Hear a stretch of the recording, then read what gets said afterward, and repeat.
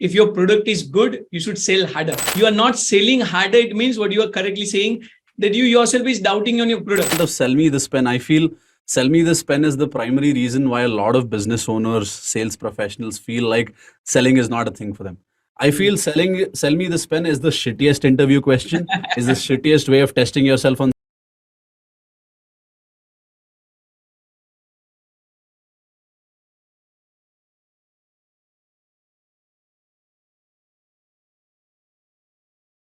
Namaste and welcome. Welcome to the Big Talk Show, where we talk about the business, inspiration, and growth of the business, right? And in today's episode, we have a celebrity with us. He's basically into the business and peak performance, right? He's basically into the business coaching and into the peak performance, right? He has trained more than 12,000 business owners to scale their business. I would like to welcome Mr. Swastik. Hello, Hi. Mr. Swastik. How are you? Hi, Umang. Thank you so much for having me here. I'm fantastic. I'm doing great. How are you doing? Thank you. I'm also doing fine. Thank you. So Swastik, can you please introduce yourself and let us know our audience what you do, how you do, and what's your specialization? Okay. So to keep it very, very short and to the point, I primarily help businesses, especially service businesses, bootstrapped entrepreneurs. I don't work with startups so much. I work with bootstrapped entrepreneurs, people who put in their own money into business, because I kind of know the pain of putting your money into business and it either not growing to the way you want it or you losing that money. So I work with bootstrapped service-based businesses and I help them scale and grow in a very sequential manner. That's what I've been doing, because it's been a journey that I've personally taken after testing or failing rather in a lot of businesses of mine. And then I went through a personal journey of learning. And then when I was able to craft a system for myself that worked for me, then I thought I can help more people with this. So yes, that is what I do. And other than this, my interest lies in helping a business owner perform at his or her best, because I believe that all solutions that you want, you've created sometime in the past. Let's say any success that anybody has had, for instance, you've done great things yourself, and all the success that you've had has been somewhere created in your mind first, and you've been able to pursue it. You've been able to get through the obstacles in your mind blocks, your beliefs, the time crunches, the procrastination, the society saying shit, all of that you've been able to get past that, and you've been able to achieve that kind of success for yourself. So I believe if the business owner is able to perform at his or her best, they'll be able to do anything in the world. So I really help them perform at their peak. So that's something that is of personal interest to me. So interesting, right? That's amazing. So Swastik, you talked about a little bit about failure also, and I also deal with business owners, right? And we see they get failures and they basically stuck at their failures, right? So how do you basically ask or basically tell business owner to deal with their failure? And can you give some tips on how do you actually deal with failure? Because see, it's easy to talk about it, right? And then when really situation hits you hard, the things become difficult, right? So how do you deal with it? So I believe the first one is how you frame failure. Let me explain what I mean by that. When I say how you frame failure, what I mean is, let's say when you fail at something, if you take that failure personally versus you saying, okay, I failed at this particular task. For example, let's say if I'm riding a cycle, if I'm learning how to ride a cycle or a bike, and let's say you've not been able to figure out how to ride a bike. It's been quite some time and you're still not getting the hang of riding that bike. You still feel like you're going to fall, or you still feel like you need support, or you still feel like you're not going to be able to do this. What usually happens is people think that I am a failure. That's the statement that you bring about. True. Now, if you realize, or instead say that I tried riding a bike and I've not been all that good at riding a bike, now it's a frame to that particular situation. So right now, you're not a failure in life. You perhaps failed at the task of riding a bike, but you are not a failure yourself. So I think framing the failure is very important. And this is what business owners do. Let's say they lose money in something. Let's say they try marketing. A lot of business owners who get into the marketing and let's say they start running Facebook ads. The first time you're running anything, the first time you do anything, when I say the first time, the first year, the first set of years when you do something, you are going to suck at it. That is a default. And that is a default. That's a part of the game. And the minute you say, let's say your ads don't perform well, and suddenly your mind starts saying, shit, I can't do anything in life. You start comparing yourself to the other marketers, everybody else on social media, and you feel like I'm not good enough. Then you've lost the game. Instead, if you start saying that, okay, I've been running Facebook ads and I've not been getting the hang of running Facebook ads. Now it's more specific. You've And then you been can doing so many improvise other also. things. See, Yeah, then you can improvise also. When you understand that it absolutely. is the marketing that is not working, you'll start Right. thinking, how can I improve marketing? When you start Yes. thinking that, okay, I am not good, then the whole direction has been shifted, right? And then you'll not get to the Absolutely. solution. That's where. So it's framing the failure. So the minute you're able to figure out what is that point and frame it to that. Don't see one thing that we like as human beings is we like to dramatize things. We like to make things complicated, So, right? so Because that's what sells in movies. That's what sells in serials. And if it's not dramatic, we feel like it's not good enough. If I have to give you one example, let's say yes, please. if I lose, let's say, 1 crore rupees, and Hmm. if I tell you, Umang, I just lost 1 crore, you're gonna be like, oh shit, Swastik. So sorry. What happened? Is that fine? Are you okay now? Now, as opposed to that, I come to you and tell you, Umang, you know what? I had a childhood friend of mine.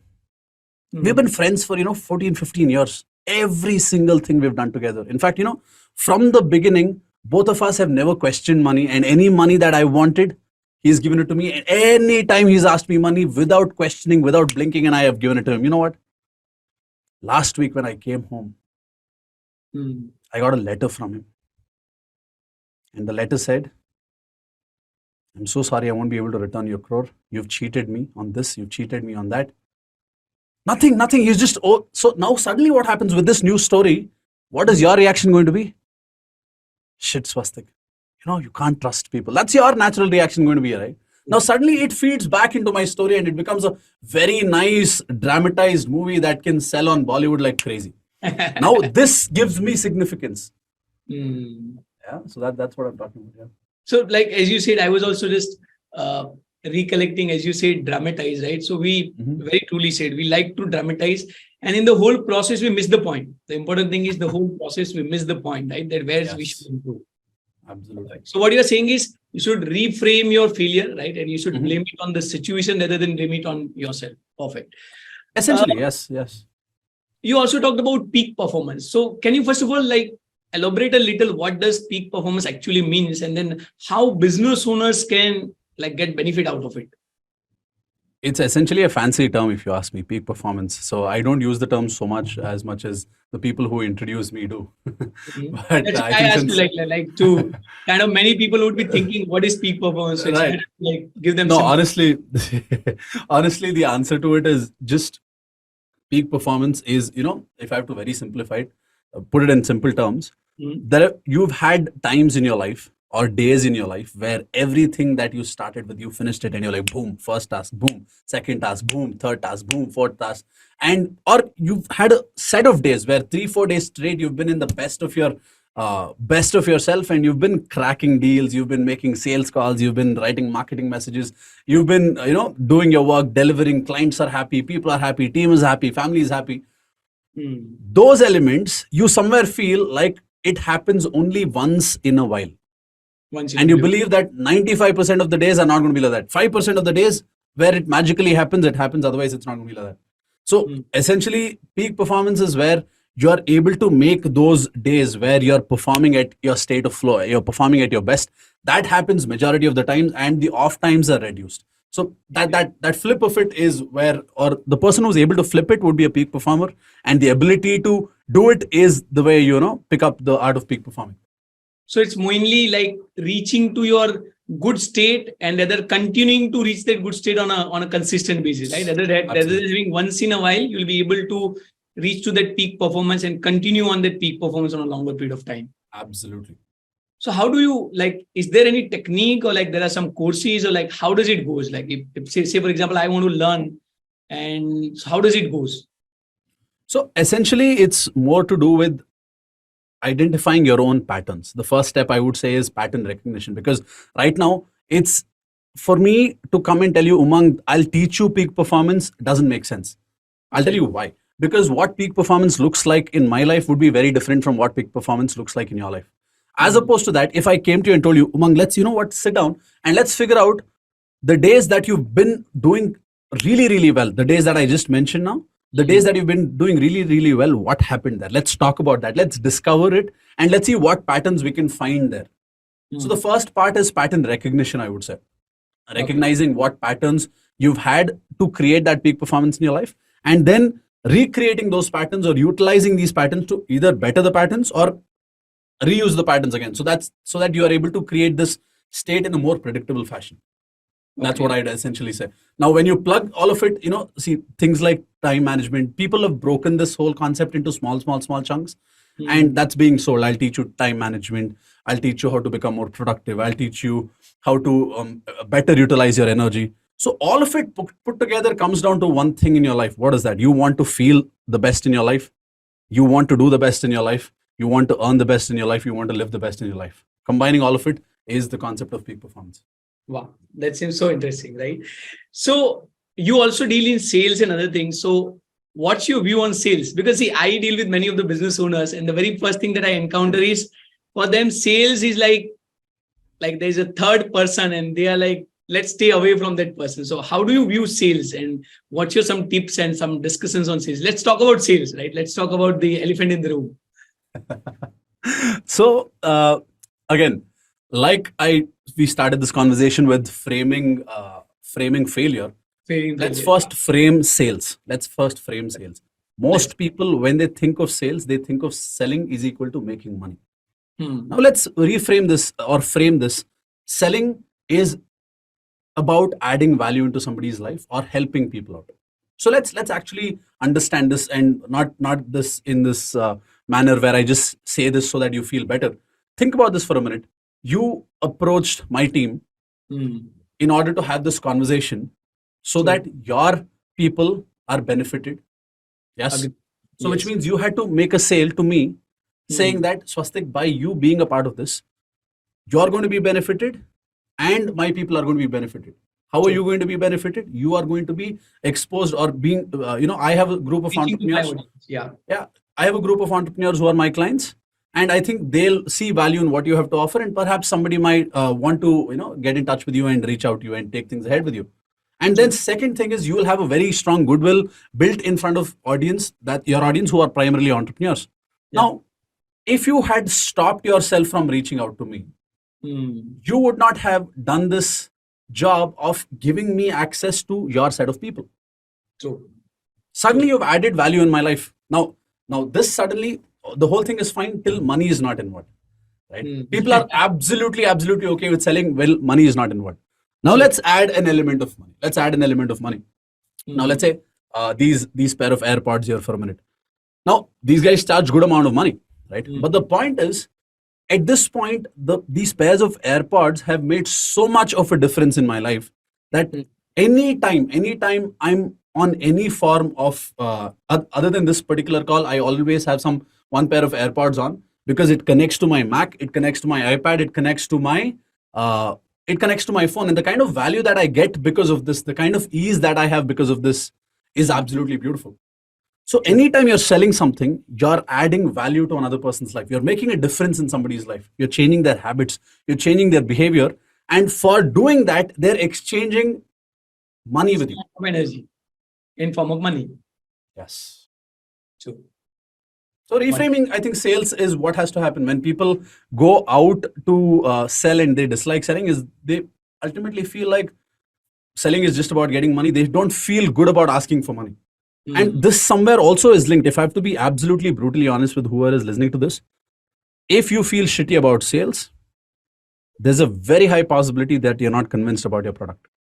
Very true. Very true. I remember my mentor. So I learned business coaching from my mentor, and he always used to say, if your product is good, you should sell harder. Right? Absolutely. 100%. You are not selling harder. It means what you are correctly saying, that you yourself is doubting on your product, and you are doubting on your product. Like, think who else would buy it? That's true. So when we talk about sales, as you said, first of all, you should have a reframing of sales. And what I could understand from our conversation is that you should see sales as a service. You should see sales as a value addition. Now, okay, let's see. I have reframed it, but still the point is, and the concept is, how do I make my sales better? Like, is there any steps or some framework that you can give to help business owner to work on their sales? So now let's assume that you, like you said, your mindset on sales is clear and you really want to crack sales. without going into fancy steps on sales, of course, we give a lot of frameworks when we work with clients, and we take them through very strong sequential processes, sales script, sales text, everything. But just for somebody to get an idea, the first process of sales always starts with the discovery of the challenges that somebody who's come to you is facing. The first step always starts with that. Let's say if you come to me to buy anything, the first thing that I want to figure out is what is the problem that you're facing right now without having this particular product or service. True. The biggest mistake anybody can make is the minute you come, I start selling or I start talking about my product. That's the worst thing that you can do. Now, second thing, once I've discovered what is your challenge, this is where I self-analyze, thinking where can I solve your problem to completion, yes or no. If I feel yes, I can definitely solve your problem, then I have to very clearly take you through how my product or service can exactly fit to your particular challenge and in what time frame your challenge is going to go. So the first part is discovery. The second part is your personal, personal confirmation on confidence, saying yes, I can help you. Now, let's say if I can't help you, selling is also about me telling you, I'm so sorry, Umang, what the problem that you're facing right now, my product or service, I'm so sorry, at this point we can't solve it. That's a good point. Honestly, think about the kind of goodwill that will build for you when you realize somebody has been honest as opposed to bullshitting their way and getting some money from you. That. So like I said, second step is personal confirmation. Third step is talking about how my product can, help you solve your challenges. Now, then it comes to, objection handling. There are different ways, understanding objections. Again, when somebody throws an objection, instead of looking at it as objection handling techniques, it's more about looking at what is the problem that Umang has that he's not understood properly, and how can I convey it in a better way? That's essentially objection handling. Then it comes down to closing. Closing is where you ask for the money and make sure that Umang takes action right now. Getting Umang to realize all the way that if he does not take action right now, his problem is still going to persist. So it's more about confronting the problem that person is having, and then making person realize that, okay, if you are not basically taking this solution, your problem is still going to be there, right? And if the problem is there, how are you going to solve it?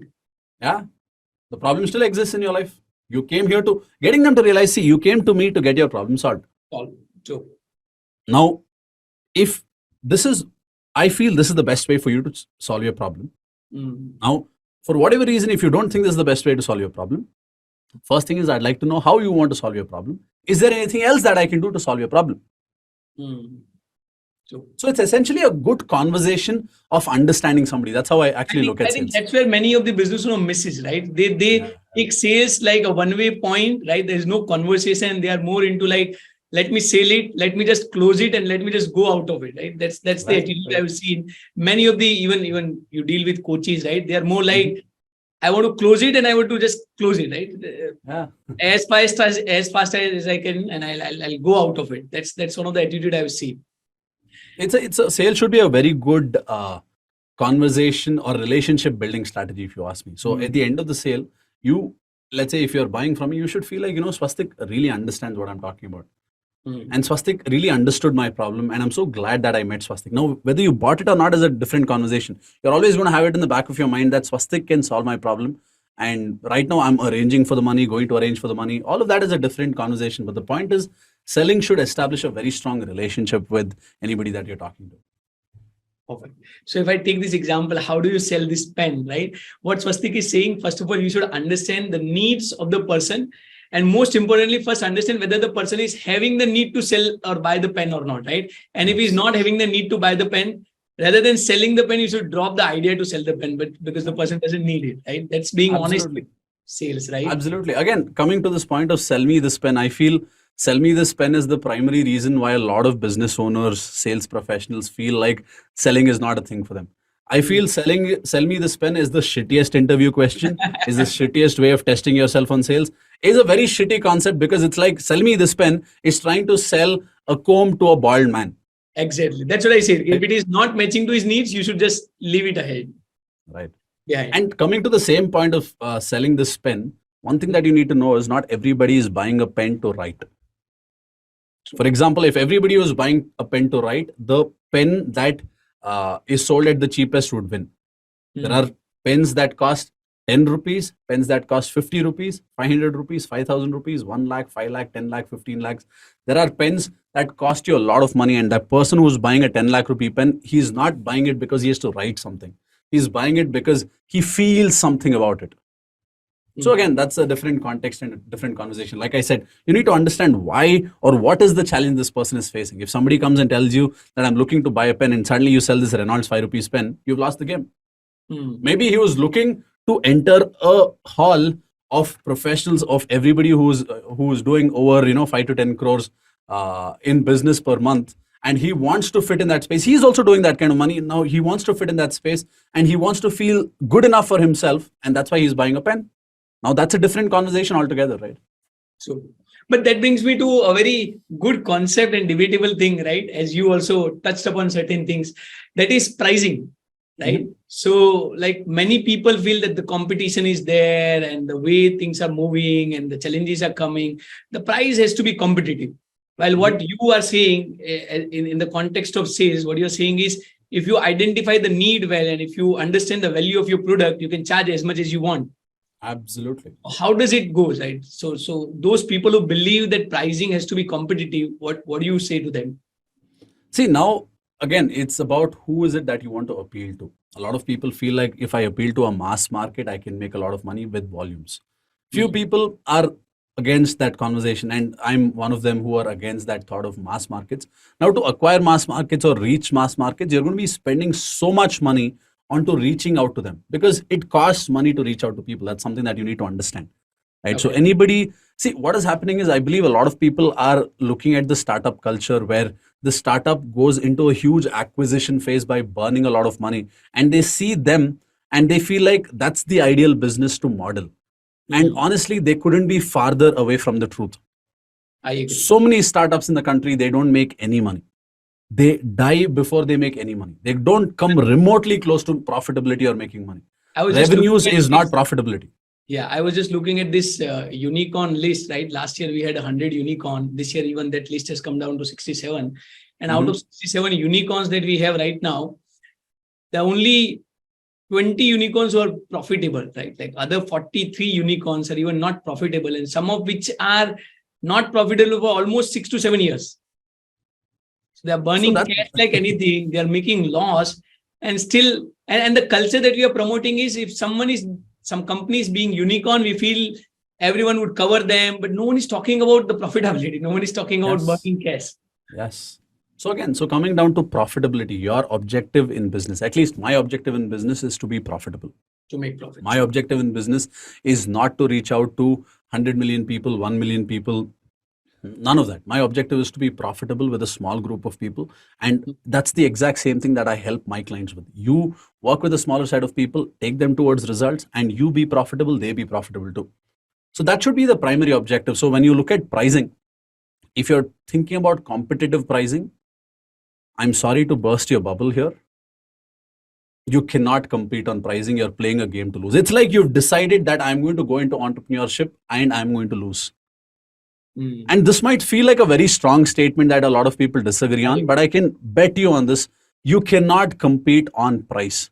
See, for example, if DMart is offering the lowest cost, let's say if DMart is offering a kg of peanuts at 50 rupees. 50 rupees, yeah. There is no real advantage of you offering a kg of peanuts at 52 rupees. Even though you're trying to compete with them, you're still not at 49 rupees. And if you're at 49 rupees and you're making 50 paisa margins, and if one pack of peanuts opens up, your whole business is gone. And that's exactly how people are operating in this competitive space. So instead of competing, create a category where in that category, one small set of people are willing to pay you the most amount of money because you are catering to them very specifically and helping them get the entire job done, helping them get the complete results that they're looking for. And they fall in love with you. How do you do that? A difficult question. So it's essentially about figuring out. Example, let's take an example, right? Let's take an example. You took the example of peanuts, right? And we are talking about competing with DMart, right? Which is, so if I'm a small business owner, right, dealing into the similar product, now the many times the question that my business owners also ask me is that how do you differentiate when the product is so generalized? So think about this for a minute. since we are talking about this conversation of supermarket, even though I don't deal with retail or FMCG for that matter, but since we brought this conversation of retail for the example, let's continue in that conversation itself. Take supermarkets for a minute. If you take Nature's Basket, a kg of broccoli in your local supermarket versus a kg of broccoli in Nature's Basket, there is at least going to be a 4 to 5x price difference. And people are willing to pay that. Okay. Why is that happening? And how have they differentiated themselves? They're not just differentiated themselves by saying we are expensive, we charge more, if you want, come. No, that wouldn't work. But what they've done is, if you go to Nature's Basket, the kind of variety that they have in their shelves, the kind of products that they place in their shelves, you will only find it in Nature's Basket and nowhere else.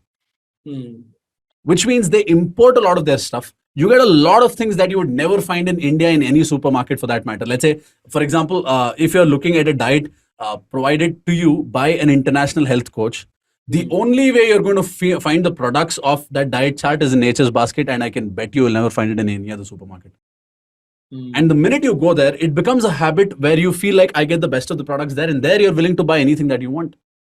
Right? So differentiation is a very important aspect of your pricing as well. You can't tell people that I sell the same thing that everybody else sells, but I just charge you 10 times more. That's not going to cut it. That's called a scam, by the way. That's right. So that's why people misunderstand the whole concept, right? But you brought it very important point that you can charge high subject to you are differentiating, you are providing high quality or maybe giving high value to them, which is altogether different from what all people are doing. See, high ticket, when a lot of people think of high ticket, they think that high ticket is just increasing the price of your product. People think that high ticket is equal to high price. No. Apple for that matter, is a high ticket product. Okay. Why is it that people want or save up to buy Apple as opposed to so many other devices? See, for a lot of people, it's a game of status, and there also it's giving them high value. So when they're paying high ticket, they get high status in their life. But if I have to look at, I personally feel that Apple, for the amount of usage or the amount of usage that I personally do, I believe no device would have sustained so much. And I really feel Apple is cheaper in compared to any other Windows device that I could have bought. Why? Because my Mac usage is extremely high. My iPad usage is extremely high. My iPhone usage is extremely high. My AirPods usage is extremely high. The way the devices connect with each other, if I drag something from my iPad and put it there, crazy things like if I just do this and put it on my phone, it automatically copies. All of this it feels like a fancy thing when it first starts out, but now I can't imagine how I functioned when it was not there. Not able to do those things. Right? Yes. So it is extremely high value. So high ticket is equal to high value. And for a person who seeks that value, the price very easily gets justified. It somewhere feels like a normal price range itself. It doesn't feel like an extraordinary price range for the amount of things that you get. So that is something that people don't realize with high ticket. True. And that's where they go wrong as well. They feel like they are not able to sell high ticket is because they're just taking the same product and trying to increase the price. That doesn't work. Doesn't work. So what you're saying is, if you really want to go into the high ticket game or maybe increasing the price, you will have to first think what value you can provide, or rather what more value you can provide for your product, right? What better value, what differentiated value you can provide. And once you figure out that, the pricing would be just like a result of that, and you can increase the pricing. Yes, 100%. Wow. That was super insightful. So when we talk about, like, to come to maybe the conclusion side of the same, right? Those who want to grow their business, because you're dealing into scaling the business and specifically for the service-based business owner side, what are one or two things that you think the mistakes that they are doing, or one or two things that you would suggest them finally, right? They should consider for growing their business or scaling their business maybe? Couple of things. The first thing I would say is, scale can happen at any level. Let's say if you're doing 30,000 rupees per month and you want to take it to 3 lakhs per month, that's also scale. Somebody who's doing 3 lakhs per month wanting to take it to 6 to 8 lakhs is also scale. 8 to 15, 20 lakhs is also scale. The first step is to identify where you are and be absolutely truthful without this bullshit of I'm here because this is happening to me. Like we started the conversation with that, and perhaps we're going to end the conversation with that. First step is you also said a very good word, which is being brutally honest, right? Be brutally honest to yourself. Because if you can't speak the truth to your own self, then you can forget the concept of selling, because you're going to feel like you're cheating only when you're selling. The first step is be brutally honest and see where you are. First, if you ask me, if you're in the service space, because I can speak to them specifically. If you're in the service space and if you're doing less than about, let's say, 2 to 3 lakhs per month, then your objective or your sole focus, without getting distracted anywhere with the hundreds of ads, hundreds of so-called frameworks, methodologies, techniques that people are teaching, your sole objective should be to enhance your marketing efforts and sales efforts. So you have to at least get to this number of 3 to 4 lakhs per month. That's the first level that you should opt for. Until then, don't change anything other than your sales and marketing, because everything else is futile. Okay. Now, once you go to that level, then your next objective is to ensure that your operations are on par, which means to go from, let's say, 3 to 4 lakhs to about 8 to 10 lakhs, when you're increasing the number of people who are coming to you. And by the way, that's an actual easy thing to do. Once you reach that number, you just have to do more of what you're doing. But the challenge that you're going to face there is, when you do more, or when more customers come in, your delivery is going to break, and more unhappy customers are going to start coming in. So which means at that time is where you have to focus on developing systems, developing your sales, developing your fulfillment, and developing that element of creating that sense of wow feeling for your customers. So that's the next phase of exploration that you need to do. And then you can think about adding more products, adding more services, creating a stronger backend, creating a stronger portfolio of services. That's something that you can focus on there. But till you get to the first level, don't get distracted with anything else. Then the second level, don't get distracted with anything else. And then start exploring more. Because when most people start scaling, they do 100 things and then they finally say nothing worked. I was just reading Umang Ratani's LinkedIn post today, and he posted Mukesh Ambani saying that Swami Vivekananda's quote, where he said, focus on one thing at a time and do it until it is concluded, right? Think about it, feel about it. So that's what you're saying, right? But okay, I'll come back to a question which, so you said up till you are at a level of 3 lakh rupees, you focus on marketing and sales only, right? And the stage 2, you can go to the operation. Stage 3, you can go to the R&D and adding more products. But the question that many business owners, and specifically service people, are having, because I'm connected with many of the chartered accountants also who kind of want to go into this field, right? They want to sell their expertise, right? So how much of marketing expense they should spend? Like, if quantitatively you can give some idea, right? Because if I'm starting a new, I'm very much conscious about whether I should spend this much amount or not, and what if I'm not getting the result. So what do you suggest? Should be the fine balance when you are talking about focusing on marketing and sales? See, ultimately, your objective should be to have an unlimited marketing budget. That's the ultimate. So I'll give you the ultimate goal, and then I'll come to the first part as well. Ultimately, you should have an unlimited marketing budget. Why? If you've created a system where you put 1 rupee in and you're able to take 4-5 rupees out, why should you stop? So which means you don't go so much on marketing budgets. You create a system where it's like your money printing machine. You put 1 rupee in, 4 rupees out, 1 rupee in, 4 rupees out. And it's a beautiful space. But when you're starting out, since people are going to be skeptical about it and they're going to have fear around it, ideally, if you ask me, about 20 to 25% as your marketing budget, if you're in the digital space, is something that you need to consider. And you should ensure that in that marketing spend, you're able to convert that 3x, 4x.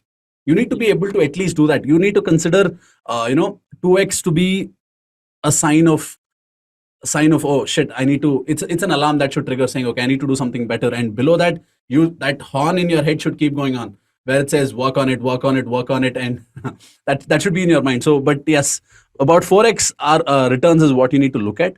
So, so that comes down to about 25% marketing budget. Okay. That's a good ratio. Yeah.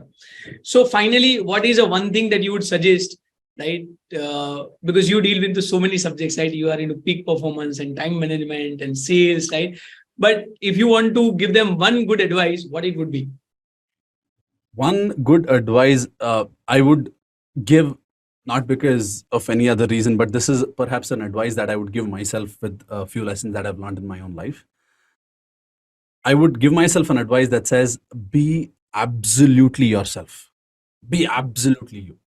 Which means do things that you enjoy, do things that you can do for the rest of your life, do things that you feel really good about. For instance, this particular conversation, honestly, if you ask me, if you and I had the time and if you're sitting, we could have this conversation forever, because this is something that I love doing. I love speaking to people, and that's the reason I've created a podcast. Because I love speaking so much, and that's the reason I have a podcast, not because I feel like podcast is trending right now. Be absolutely yourself. If I love dancing, I wouldn't be making a podcast right now. right? So So being yourself, being absolutely yourself in business and doing what you love, and looking at your business as one aspect, one of the aspects of your life and not the only aspect of your life, can make so much of a difference in your life. hmm. Wow, that was amazing. Super. So thank you, Swastik. Thank you for your wonderful time. And I believe what you shared, it was very insightful and many of the business owner would get benefit out of it. And Super. it was absolutely an honor and pleasure to have you here. Thank you. Thank you so much. Appreciate that. Yes, thank you. And the work that you're doing is beautiful. Love the love the efforts that you put in to connect with people. Love the efforts that you put in to bring more value to your audience. Because honestly, I don't know how many people know this. Anytime Umang picks up a conversation with somebody, there is a lot of back and forth that goes on into getting a speaker on board. The timings has to work out, value has to work out, the whole thing, the game has to work out, and getting somebody on a show like this and making sure that you're getting value, it's not a factor of him picking up a phone and leaving a message. So if you're watching this and if you're watching this as a part of his channel, one thing that I'd like you to do is go thank him for the kind of work that he does. So thank you so much, Umang. Appreciate the work, the Thank value, you for the kind ethics words. that you have. Yes, more power to you. Thank you. Yeah.